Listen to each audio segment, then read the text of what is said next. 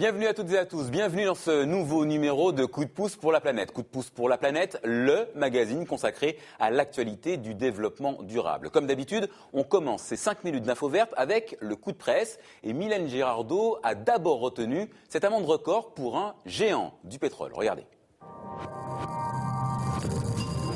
BP va payer 4,5 milliards de dollars pour l'explosion de sa plateforme Deepwater dans le golfe du Mexique en 2010. La marée noire avait causé 11 morts et une catastrophe écologique et sociale.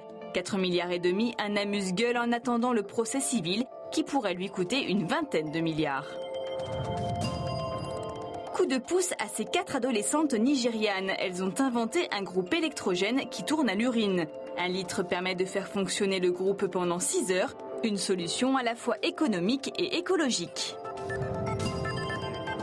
Fini les beaux discours, l'ancien responsable pêche durable du WWF France a troqué les costumes contre une panoplie de marins.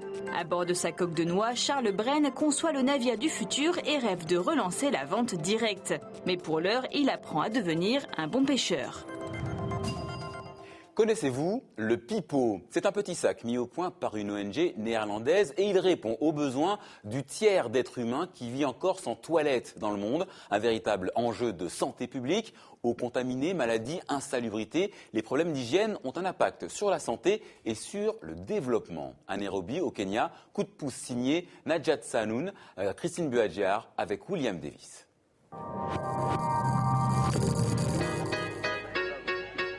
Kibera, le plus grand bidonville du Kenya. Ici, les toilettes, c'est un luxe. Margaret et sa famille y vivent. Chez eux, pas de sanitaire. Alors jusqu'à présent, ils n'avaient qu'une seule option.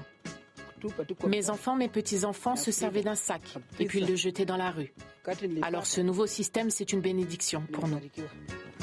Ce système, c'est Pipou, un sac biodégradable à usage unique distribué dans le bidonville. Une fois utilisés, les sachets sont collectés et leur contenu est recyclé en engrais ou en énergie. Mais surtout, ces sacs ont des conséquences positives sur la santé des élèves de l'école. Avant, ils souffraient de maux d'estomac, de diarrhée. Car sans assainissement, la voie est libre pour le choléra, la typhoïde et les autres maladies hydriques qui tuent chaque année 2 200 000 personnes. Ça peut aussi servir après des désastres, des inondations, des séismes. On peut livrer ces sacs en seulement 2 jours et fournir ainsi des milliers de toilettes aux victimes. Les sacs Pipou diminuent également l'insécurité, particulièrement pour les femmes. Elles n'ont plus à sortir la nuit pour trouver un endroit adapté avec le risque de se faire attaquer. Bref, un début de solution pour les 2,5 milliards de personnes dans le monde qui n'ont toujours pas accès à des toilettes.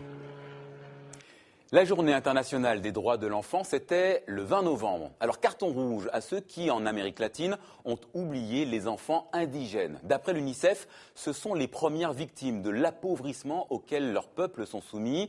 Dans ces populations, 30% des moins de 18 ans n'ont pas accès à l'eau potable, 65% vivent dans des logements jugés indécents, des chiffres affolants liés aux inégalités territoriales. Pour finir, coup de chapeau cette semaine à la semaine de réduction des déchets en Europe. C'est jusqu'au 25 novembre prochain. Initiative de l'ADEME qui s'appuie sur des spots très bien réalisés. Regardez, voici un exemple. Excuse-moi, pourquoi t'as autant de bouteilles? Parce que tu pourrais peut-être... Ah ouais, quand même. Ah bah super, une gourde. Oui, bah j'allais le dire. Ah, ça, c'est une bonne idée. Ah ouais, vraiment impressionnant. Et puis du moment que tu utilises l'eau du robinet. Et pour en savoir plus, direction internet www.réduisonsnosdéchets.fr. Voilà, c'est la fin de ce coup de pouce pour la planète. Mais vous le savez, votre émission continue sur internet. On vous attend sur notre page Facebook. Alors continuez à vous mobiliser. Moi, je vous dis à la semaine prochaine. Et d'ici là, prenez soin de la planète. Elle le mérite.